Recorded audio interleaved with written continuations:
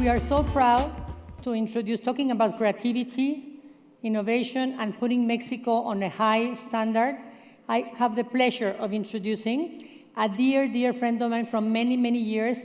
He's an incredible artist that has put Mexico in the world. He has traveled the world. He has traveled with his art, with his massive size of art, to different places, and he has done amazing installations that nobody thought were possible.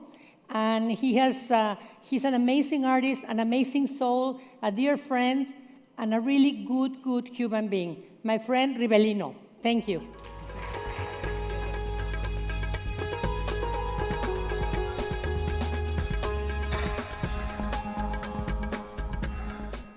Can you put it here? Before Ribelino starts speaking, please put your translation, because he's going to speak Spanish, and I don't want you to miss one single word of the beautiful things Ribelino would have to tell you. So, thank you. Mil gracias.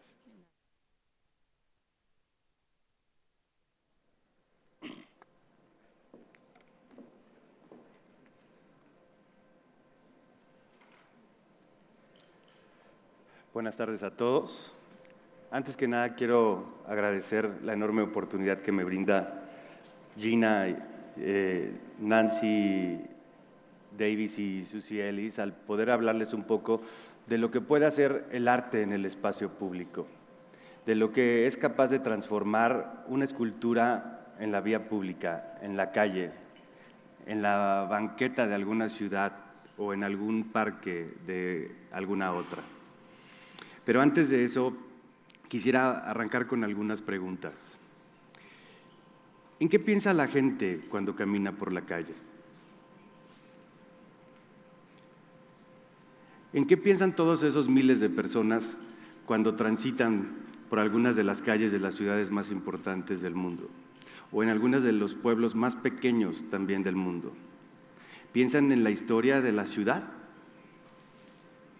¿Piensan en cómo se construyó esa ciudad y cómo se construyó esa sociedad? Probablemente algunos de ellos piensen en el amor, en las personas que más aman, en su familia, en sus hijos, en sus amigos, o en el amor que sienten por su ciudad o por su país. Pero tal vez algunos otros, como muchos ciudadanos hoy en el mundo, piensen en la violencia que ven en los noticieros. Y yo creo que muchos hoy piensan en eso después de lo que sucedió ayer en París, ¿no? Pero tal vez algunos otros que andan por la calle piensen en que el calentamiento global acabará con todo rápidamente. Pero también existe la versión positiva del calentamiento global. Habemos algunos que creemos que el uso controlado de la energía y el control sobre alguna producción de alimentos puede ayudar a revertir el calentamiento global. Pero también estoy seguro que en esas calles de las ciudades y en los lugares más pequeños del mundo existe gente que se siente excluida, existe gente que no cree formar parte de la sociedad, ya sea por su color de piel, por sus creencias religiosas, por su condición económica o social, por su condición educativa o a veces por su propia salud.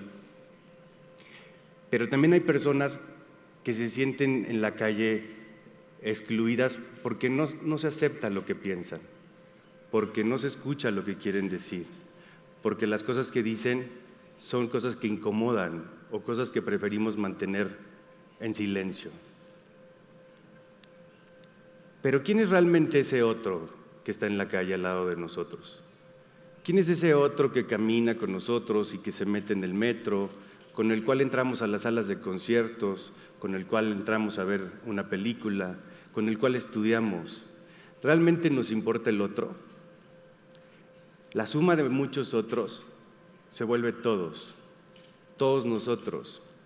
Y de eso es un poco de lo que voy a hablar hoy, de cómo el arte puede coincidir con la vida, de cómo el arte puede ejemplificar muy bien lo que nos pasa. Todas las preguntas anteriores que hice hace un momento son las preguntas que me hago constantemente como artista y de las cuales parten muchas de mis proyectos en la vía pública, en el espacio público. Y lo que hago es llevarlas a cabo con escultura en el espacio público. Pero ¿cómo hacer que esta escultura en el espacio público no sea simplemente entretenimiento? ¿Cómo comprobar que la escultura sigue teniendo un enorme potencial en la vía pública? Y no solamente la histórica, la que representó algunos momentos importantes de los seres humanos, sino la contemporánea. ¿Cómo comprobar que la escultura pública tiene el poder de cambiar reacciones humanas y pensamiento humano? Aunque es imposible englobar en una sola palabra qué significa el arte, no creo que exista una sola palabra que pueda englobar un Picasso o las cuevas de Altamira o el baile de la danza del lago de los cisnes o los poemas de T.S. Eliot. Una sola palabra no es posible que conjunte todo. Pero lo que sí es posible es decir la concepción general que guía y orienta el quehacer de un artista.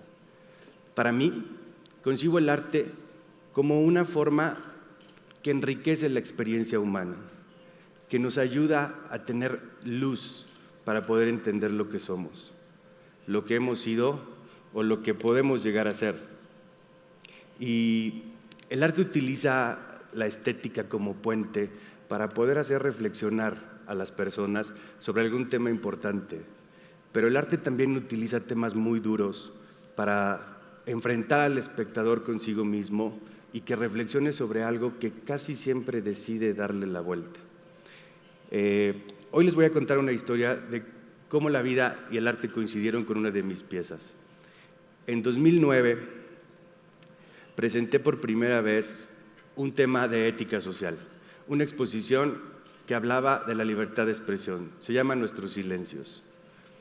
Es una exposición de 10 esculturas de 3,5 metros de alto que llevan una placa que les cubre la boca.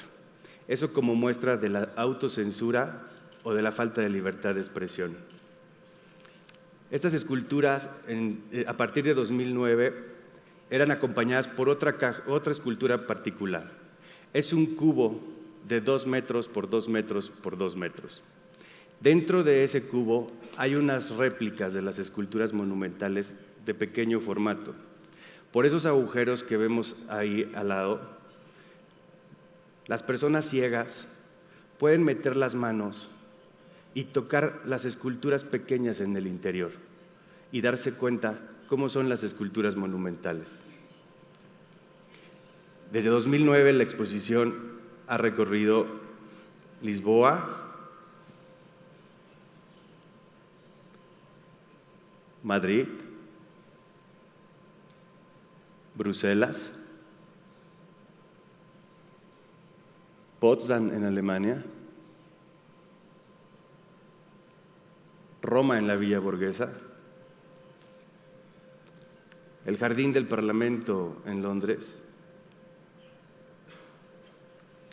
Rotterdam, dentro de un barco. Esta exposición es algo particular. La idea era transportar estas 10 esculturas desde Londres y cruzar el Canal de la Mancha con ellas y entrar por el río Sena hasta llegar al centro de París. Lamentablemente esa exposición no se pudo llevar a cabo por un conflicto que hubo entre Francia y México en el 2011 por una persona que se llamaba Florence Cassés. Se canceló ese evento y la exposición se quedó a 8 horas de zarpar. Pero bueno, por lo menos tenemos esta linda foto, ¿no? Después de ahí fue a Moscú y luego tuve la oportunidad de estar en el Zócalo de la Ciudad de México. Más recientemente estuvo en San Diego y luego en San Francisco. Pero la anécdota que les quiero contar sucedió en Bruselas, donde había un lote baldío en una de las calles más chics de Bruselas. La idea era transformar con un conjunto de personas y de instituciones y muchos patrocinadores ese lote baldío en una plaza pública nueva. Una plaza pública nueva que albergara estas 10 esculturas y el cubo para ciegos. Las esculturas fueron formadas todas viendo hacia el Palacio de Justicia de Bruselas. Cada una de ellas lo que hicimos fue orientarlas para ver la cúpula del Palacio de Justicia de Bruselas. Y la exposición duró 3 meses en ese lugar. Pero durante uno de esos días de 3 meses, del otro lado del mundo, hubo un conflicto en Irán. Algunos grupos disidentes de maestros y estudiantes protestaron contra el régimen, y el régimen lo que hizo fue encarcelarlos, golpearlos y silenciarlos. Se concentraba particularmente la represión en los centros educativos. Y, volviendo a Bruselas, los grupos de iraníes, acompañados por algunos europeos solidarios, decidieron protestar en la capital europea. Y decidieron protestar juntándose todos y marchar en lo que nosotros creíamos que era una marcha hacia el Parlamento Europeo. Curiosamente, la calle que lleva al Parlamento británico, al Parlamento Europeo, es la misma calle en donde estaba montado nuestros silencios, lo cual me inquietó mucho. Desde luego pensaba que podía ser agredida la exposición. Y cuando por fin apareció la marcha frente a la nueva plaza pública, descubrimos que la marcha no iba al Parlamento Europeo. La marcha iba a nuestros silencios. La marcha iba a la exposición que habíamos montado, en donde se reunieron sin gritar, sin agresividad. Y hubo un momento muy emocionante, que fue el momento en que todos ellos sacaron unas cintas y se cubrieron la boca para protestar por el silencio en su país. Ahí es cuando el arte y la vida se juntan, cuando el poder de la escultura puede coincidir con lo que le sucede a un ser humano y puede aliviar el dolor y la carga que tiene un ser humano. Cuando me acerqué a uno de los organizadores de este evento para preguntarle por qué habían decidido ir a mi exposición, me contó una historia conmovedora. Me dijo que días antes había pasado por esa calle y que le había impresionado mucho ver a estas figuras con la boca tapada, pero que había una pieza en particular, una mucho más silenciosa, un cubo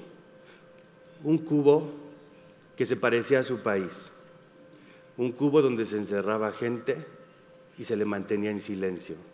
Y ese cubo fue el que hizo que estos grupos fueran a protestar a esta muestra.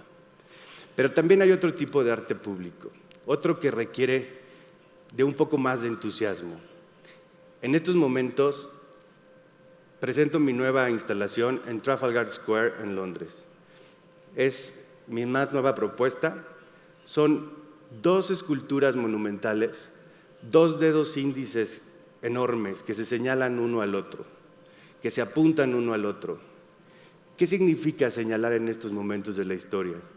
¿Significa admitir a alguien en nuestro grupo o significa excluir a alguien de nuestro grupo? ¿Significa que yo te reconozco o significa que yo te limito? Pero como pueden ver, en el centro de esos 2 dedos hay un espacio vacío. Ese espacio vacío parece ser insoportable para la gente que ve la escultura. Y adivinen, ¿qué es lo que hace la gente con ese espacio vacío?